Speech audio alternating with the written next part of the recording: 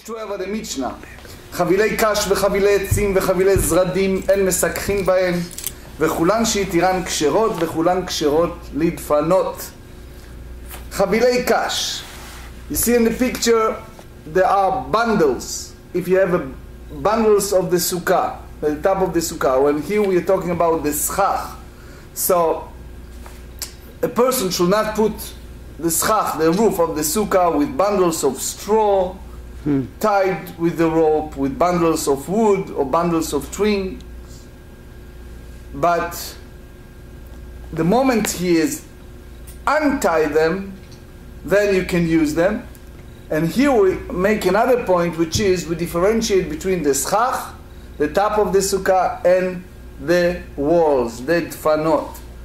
Tosfot, on the very bottom of the page, said, מפרש בירושלמי, in Jerusalem Talmud, ואין חבילה פחותה מ-25 קנים. Tosfot tells us that when you talk about those bundles, it has to be 25 pieces of twigs in order to make it. That's the way you make it as a bundle. Usually in those days, even some maybe nowadays, use it for animals' food, Right. like the hay. Right. And after they dry out, they can use it in those days for house heating, etc. So the key here is if they are untied, so you have no issue to put it in the schach. Another important point is all this prohibition is rabbinic. It's not biblical. So the Ran explains that that's rabbinic decree. He basically untied those pieces, and he basically call it horadat hachisaron. You take away the problem, because biblically speaking, by the dry understanding of the precept of the Torah, it's fine, you can use it. Later we bring the Siman Tafresh Kaftet in the code, the practical halachot. But it's clear after you read all these details, they say that you can just shake them. In other words, you take those bundles, the best way is you untie them and then you shake them, and the moment you're shaking them, boom, you can use them. Let's see some pictures. I have some pictures from two different books. One is from the from Kehati, and one is from Feldheim. See the picture. This is called kash, straw, and this is called wood, and this is the twigs. Now you see the problem. You see they are tied together. So the moment they are tied together, is everyone see it? Everyone see it? Okay. So the moment you tie it together is a problem. Why it's a problem? Because it's not a designated schach that's spread over the sukkah. So what you have to do, you have shehitiran. You need to untie them. This one, you see, it's like untie them. And then the best is nenanea. You shake them a little bit, and then they are befitting for the schach.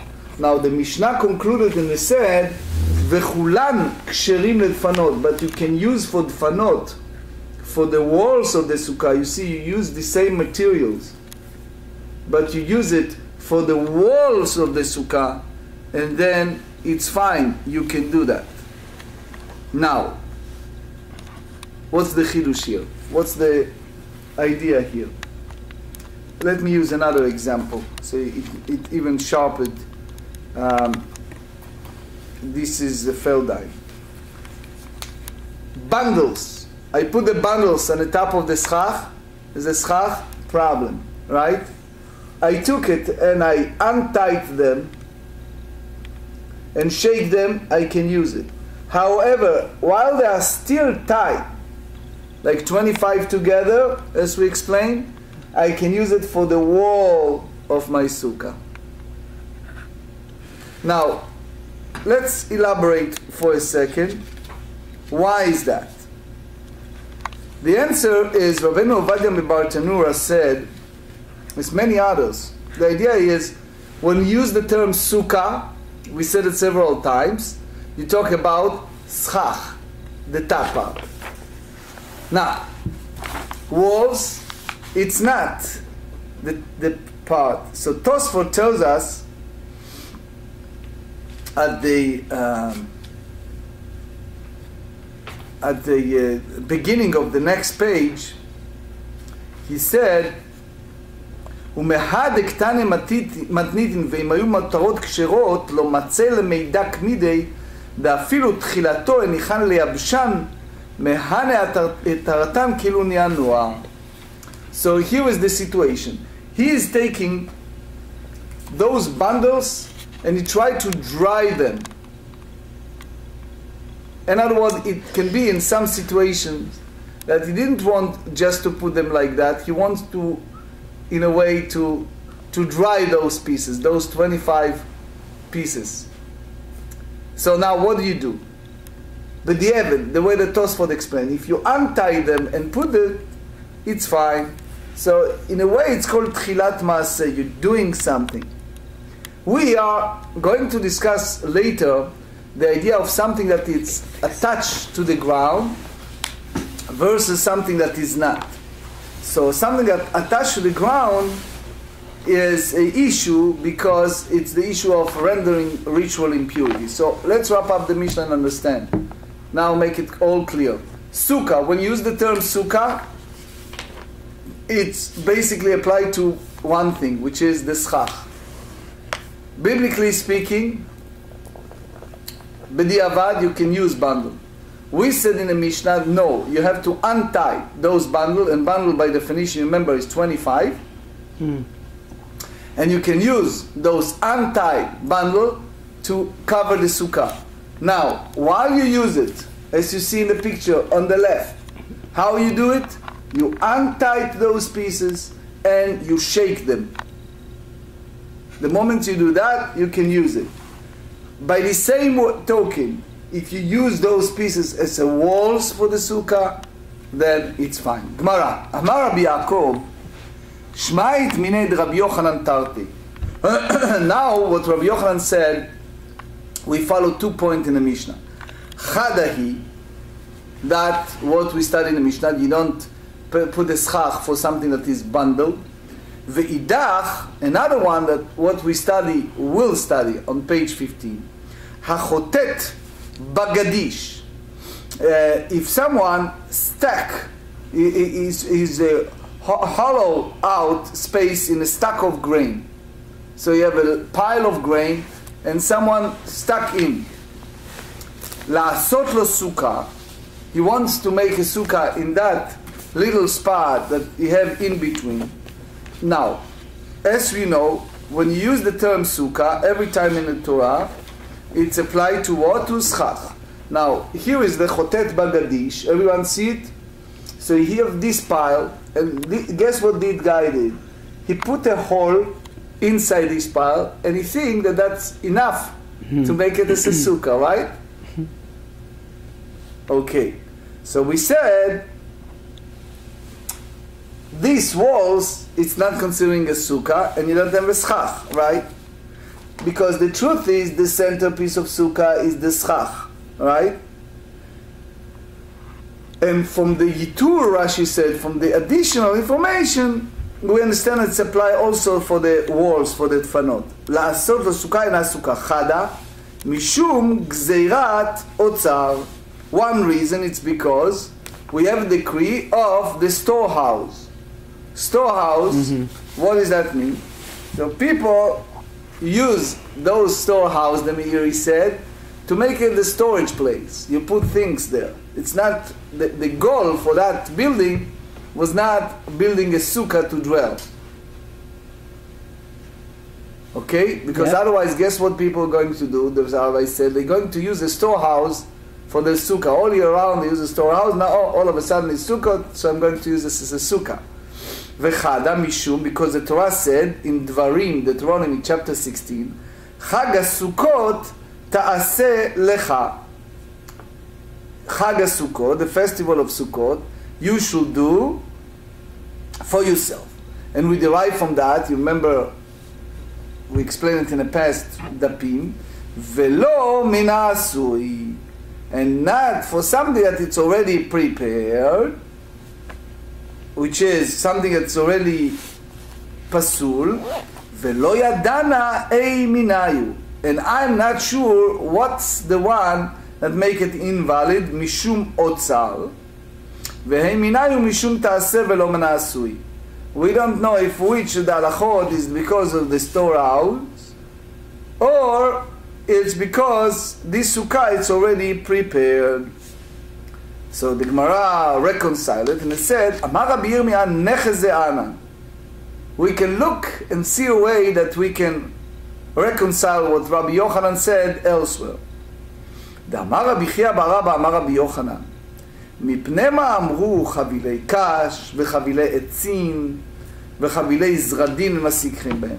What's the reason that the rabbi said that you cannot use a bundle of straw, a bundles of wood, a bundle of twigs? The reason is פעמים שאדם בא מן השדה בערב. Sometimes during the summertime a person comes back from its field in the evening וחבילתו על כתפו, and he carries his bundle of wood or straw on his shoulder. Next, ומעלה ומניחה על גבי סוכתו כדי לייבשה. So he put it at the top of his sukkah in order to do what? To dry out those bundles. Remember in the ancient time, even nowadays you see in some Middle Eastern countries that people carry that. You go to the shuk, you see people carry that at the top of their heads, right? People carry jars, people carry... So this fellow, he's carrying a bundle of wood, and then it's too wet, so he put it at the top of the sukkah to dry them. And in other words, the issue is, he didn't do it for the purpose of schach, he did it for the other motivation, which is to dry out those wet pieces. And then, v'nimlach aleh lesikuch. And then all of a sudden what happened is, this guy changed his mind. He looked, oh, that's real great. Guess what I'm going to do now? I'm going to use these bundles as a schach for my sukkah. והתורה אמרה, תעשה ולא מן העשוי. The Torah tells us clearly, you should make the sukkah, and you should not use something that's already there. Something that it's not qualified. So,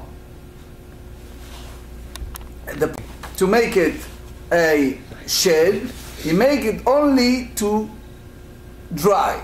He wanted those bundles, it's too wet, he wanted them to be dry. So you don't have the title of schach, of cover, of sukkah, in that circumstance. So the Gemara said, let's go to the next point. What we understand from that? There is one concept we call biblical, and is another concept is called rabbinic. When it's come to biblical, we understand that it's not really an issue. The rabbis came out with this decree for the storage house, which is rabbinic. מדהה משום גזירת אוצר, התעשה ולא מן העשוי. So the reason that those bundles are not qualified, it's because we have this rabbinic decree that put a decree against using a storehouse for sukkah. However, if someone chotet bagadish, if someone dig in this, you see the gadish? If someone dig in this one, so this is not valid, guess why? Why is this not valid? The key reason it's because ta'ase, you should do, and not for something, velo min ha'asui, not something for something that made before. Now, here is another point. Rabbi Yaakov heard from Rabbi Yochanan that one of those cases, the reason for that disqualification is biblical. That's what Rashi tells us. Because what we understand, if a person uplifted and shake it and put it, it's fine by both. So now Rabbi Yaakov since Rabbi Yaakov is not sure which one is biblical, which one is rabbinic, hach de Rabbi Chia bar Abba lo shmiya lei. So he didn't hear that rules. So now, what we understand? We understand that there is decree that called the decree of the storage house, and also someone who dig in chotet bagadish, dig in this part, make it disqualified, unfit, because ta'aseh you should make and not for something that's already made.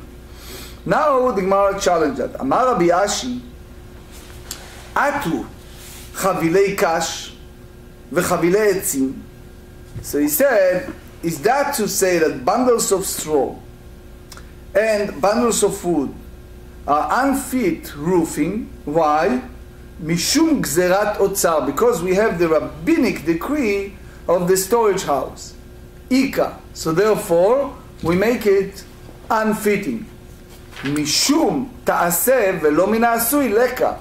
The whole idea that you should make something new and not something that's already there, you not make it unfitting, which means since those bundles are already unfitting, psulot, to use for schach, regardless if a person put it in order to dry them out, or he put them there because he need more shade in a sukkah.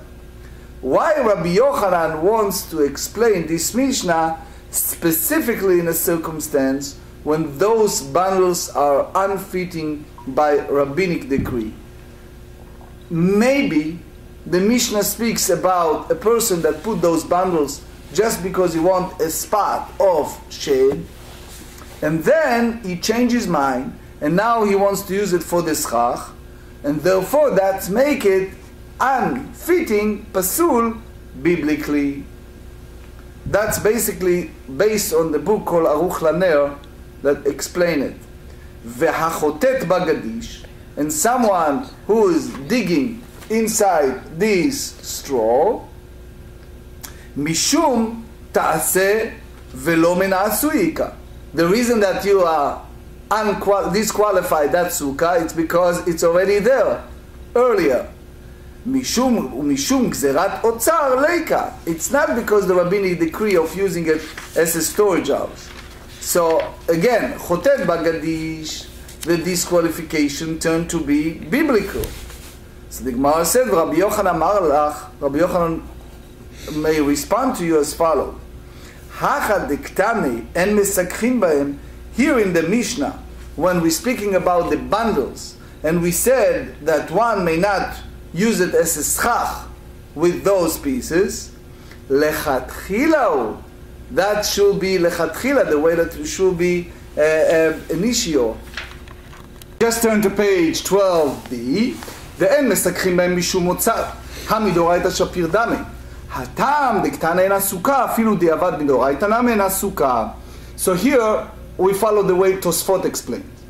That basically we have to differentiate between the word lechatchila and b'diavad. In general, for those who are not so familiar.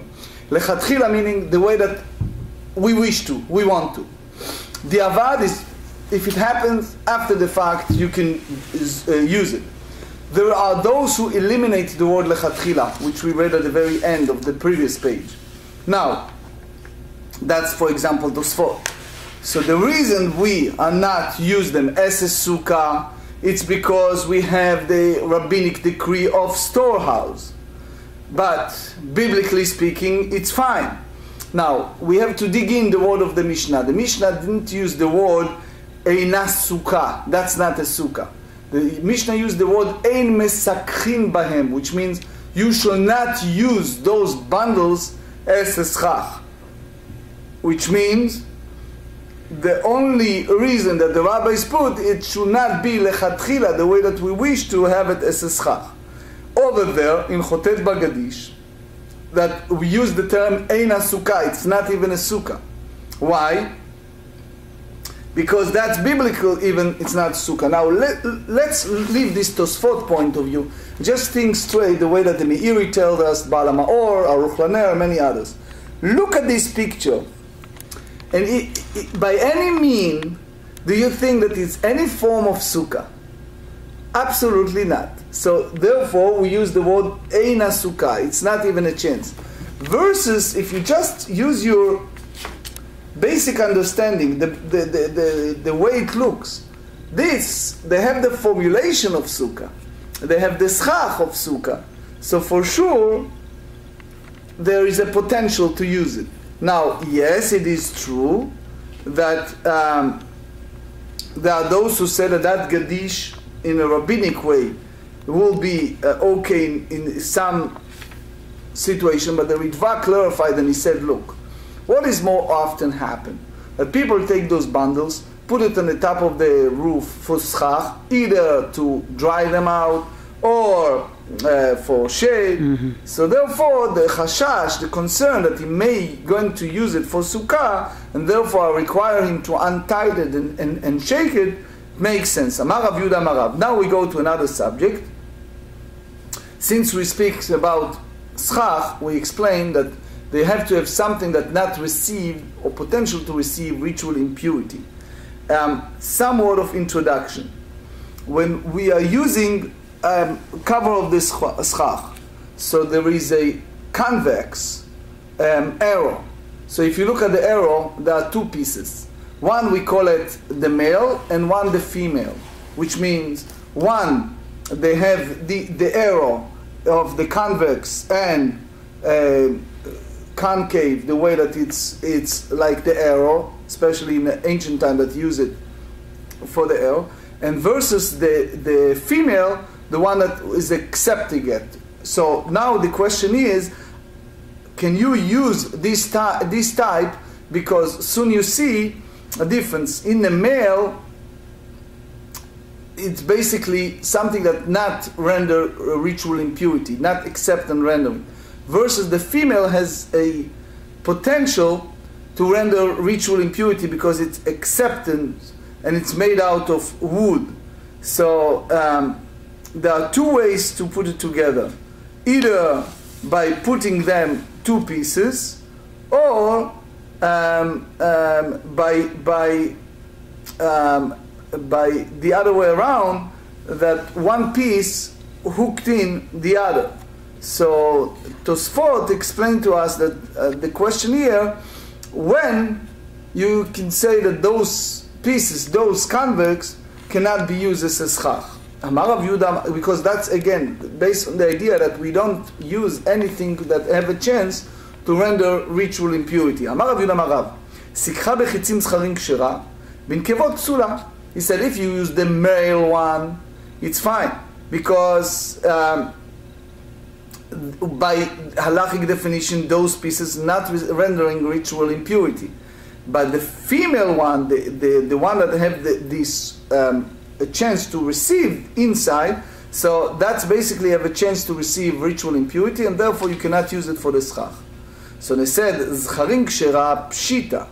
So he said to use the one that it's male. It's clear because it's not any they don't have the susceptible of being ritual impure. Mao de tema, I may thought. So in other words, why Rav tells us, so I may thought nigzoz charim atu nekevot kamashmelan. We may say that we can have a special decree and prohibit schach with convex shaft due to the prohibition against roofing with the convex shaft, which means the female one. So therefore, let's us prohibit it both. Kamash melan. So therefore, Rav wants to tell us you can use the male part and not the other one. Bin kevot psula pshita. Now the other way around. It's also if you use the concave arrow, so it's unfit. That's obvious. Mao de tema. Without Rav's statement, I may think that what beit kibul asu lemalot lashmei kibul.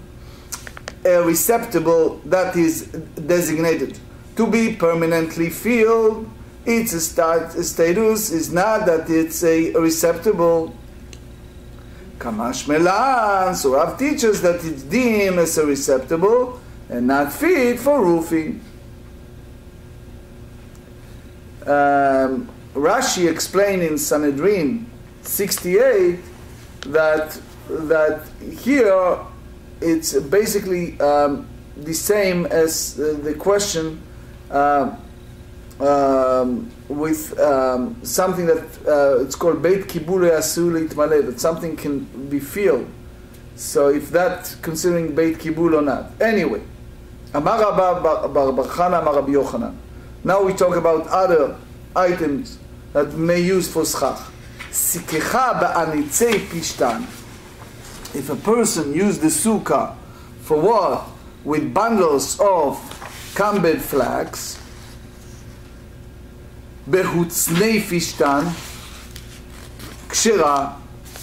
If it's stock of flax, it's okay, you can use it. Ve'ushnei pishtan en yodea mao. But if you use a portion of flax stock that at an intermediate stage of processing, which means it's not really total state of flax, so he said, I'm not sure if it's fitting for schach or not fitting for schach. So the third one, Rashi said that he wasn't sure. Vehushni atzman ani yodea. So he said, Rabbi Yochanan used the term of hushni, of flax itself, and I don't know what type of stage of the flax he's speaking. Ma nafshach idaik velo nafetz hushni karle. If they crush the flax and not combat, so it's called hushni. Aval trei velo daik hutzne karle. So, but the one who just soak it with the water, and it's still not crushed, so you call it hutzni or dilma, or you may go the other way around and said dilma trei velo daik nami hushne krele. If he soaked it and did not crush, Rabbi Yochanan called it hoshan, while the hutzan is reserved for flax that was not proceed at all. Amar Rav Yehuda. Rav Yehuda said, Hanei shorshei u'shvatzrei mesakechim bo. So he said those vegetables that called shorshei is like licorice. He said here that shush, they use it in Ivrit, some said. And the other one is called wormwood. It's again, you can use them from the schach. Even the others receive ritual impurity and disqualify, because it's not befitting for human consumption. Another opinion, Abaye Amar, Beshoshei Mesakhin. Abaye said with the licorice leaves, you can use it for the schach. Bishvatzrei lo mesakhin. With wormwood leaves, you don't use for the schach. Maitama, why the other one you don't use? He said, Keivan. 13, the sarerei chayu. It's the odor created, and you can use offensive smell, or it's a dry out. Shavik la venafi. Guess what? We said one of the mitzvah of Sukkot is to be besimcha, to be happy. And therefore, if a person sits in a sukkah and the smell is so bad, guess what's happened? He will walk out. So even there are those who say that if he can tolerate that and live in a sukkah, we'll read later on in halacha, it's okay, but lechatchila for sure, a person have the simcha and the joy to be there. Similar rule, Amar Rav Chanan bar Rabba, Hane hizme v'hige. It's a different type of throne and shrubs. So a person can use it for the schach. Mesakhin bo, Abai Amar behizme mesakhin b'hige lo mesakhin. Mai tamai? Kevan de natri tarpayu shavik levenafik. The same story. Guess what? The person sitting there, and the Bach said it's not just for those. It's anything that all of a sudden you sit in the sukkah, is a little wind, boom. You are flooded with leaves, you walk out of the sukkah, so he said, don't use it for the schach. Amar Rav Gidel Rav, Hay apkuta de dikla, which is the palm tree the very bottom that connected to the ground, מסככין בו, you can use it as a סכך, אף על גב דאגידי, so it looks like a bundle, because they are attached to each other. אגד בידי שמיים, לא שמי אגד. So, in a way, if it's Shamayim in that sense, it's like already tight in advance. It's not that you hold these 25 pieces and you holding them and you tightening them together.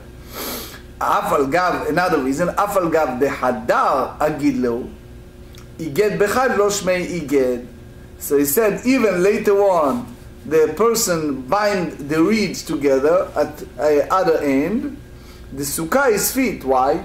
Because if one binds the bundle, that it's already bound into one unit, so you don't call it binding. Amar Rav Chizda Maravina Bar Shila Hane Dukri Dekani.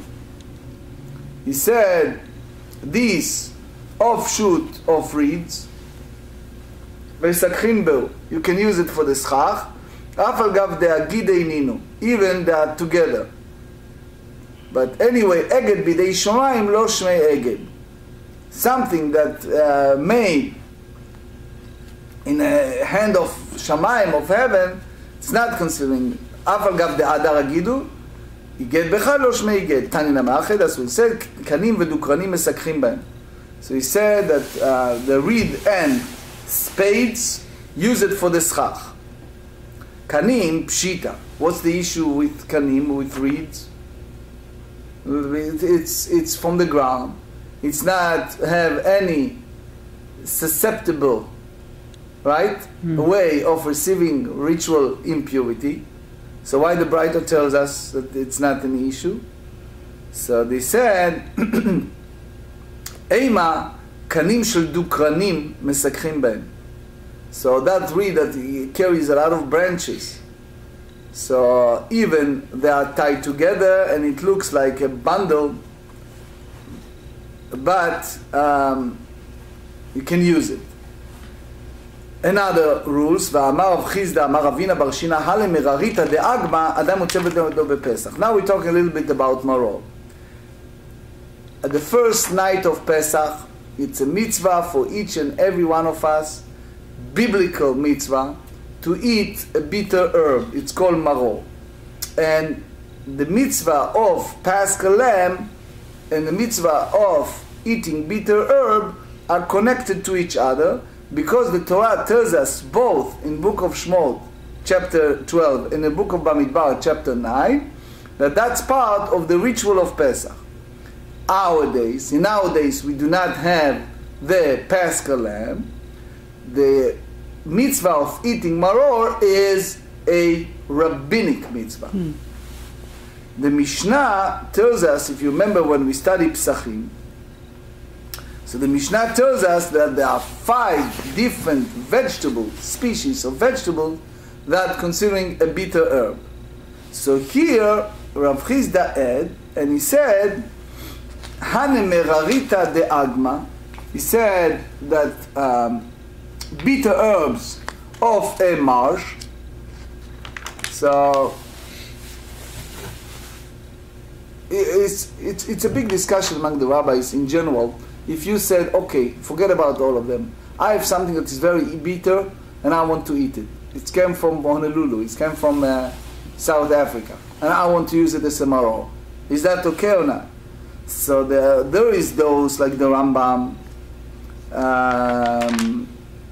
It's only those 5 examples that the Mishnah used.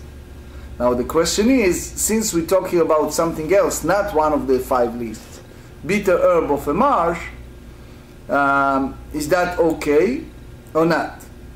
Meiri said that there is a concept also, it's called mitzvah min hamuvchar. What should be in your priority at the first place? So he holds that the mitzvah in hamuvchar is those 5. So in general what we said, a person fulfills his obligation on Pesach. So the Gemara challenges us, Meitivei. This is Mishnah Tractate Negaim, chapter 14, Mishnah 6. Eizov, when the Torah used the word hyssop. Hyssop for what? To purify the leper or other material, They use it for red heifer, etc. So is that general hyssop, or velo ezov yon, velo ezov kochali, velo ezov midbari, velo ezov romi, velo ezov sheyesh lo shem levai? So in general, this hyssop has to be hyssop, and not anything else, not stillborn hyssop, desert hyssop, Roman hyssop, or other hyssop that accompany with modifier. So it has to be. So why Rav Chisda said that you can fulfill the mitzvah of bitter that come from that of a marsh. אמר אביי, כל שנשתנה שמו קודם מתן תורה. So Abaye said, כל שנשתנה שמו קודם מתן תורה. Anything that changes name, his title, before the time of giving the Torah, which means that was before the revelation of Sinai, which is the Greeks one, the desert one, etc. ובת התורה והקפידה עליו. So the Torah just used the general term of hyssop. וידוע שיש לו שם לוואי. It's well known that the species is other subspecies identified with a modifier that are unfit for using to fulfill the mitzvah. V'hanei, and that bitter herbs of a marsh, lo nishtana shmayu kodem matan Torah klal.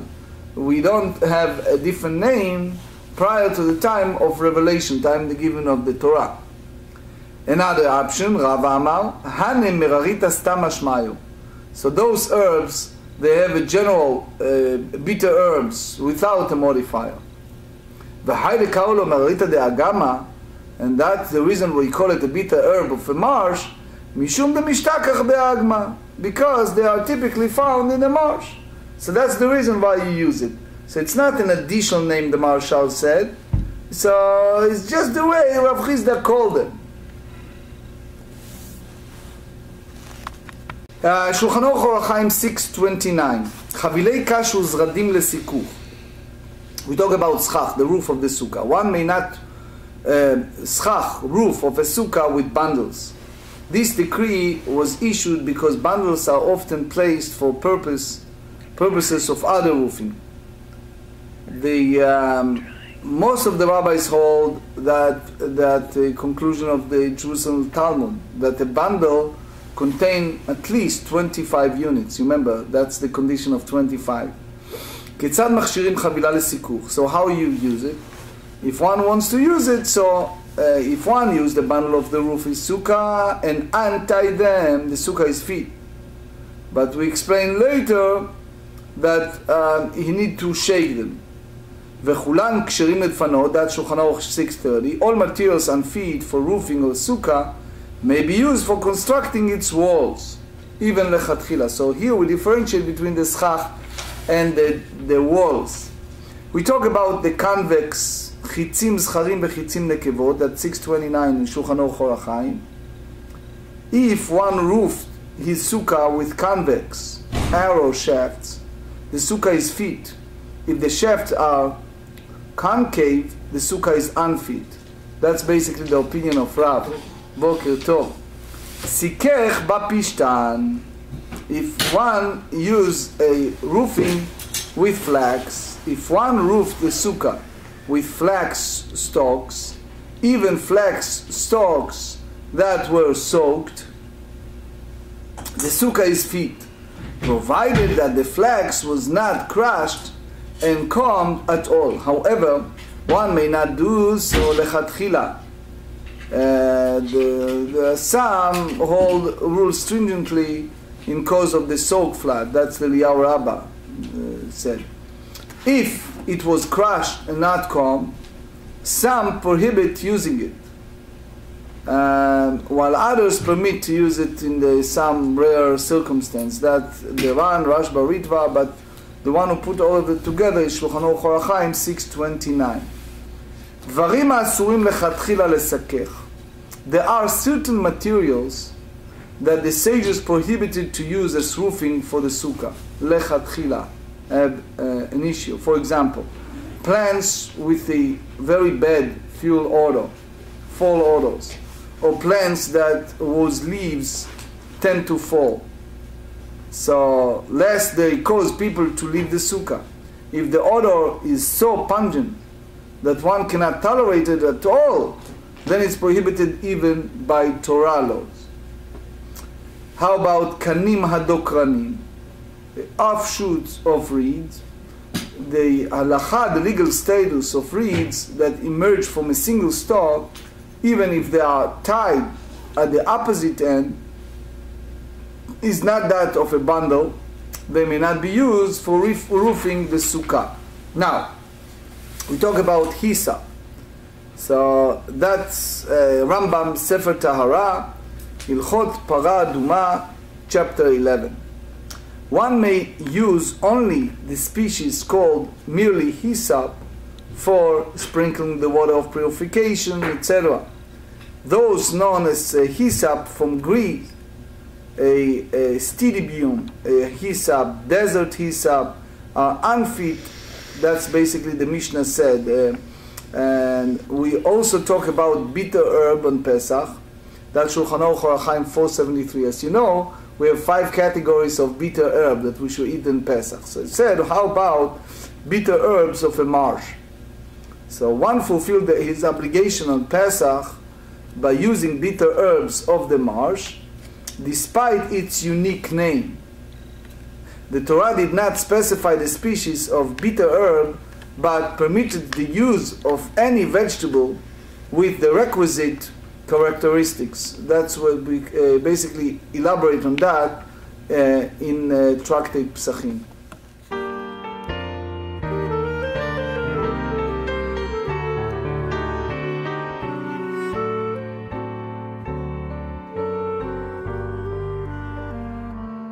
Boyachem leshuloim malachai yeshuloim malachai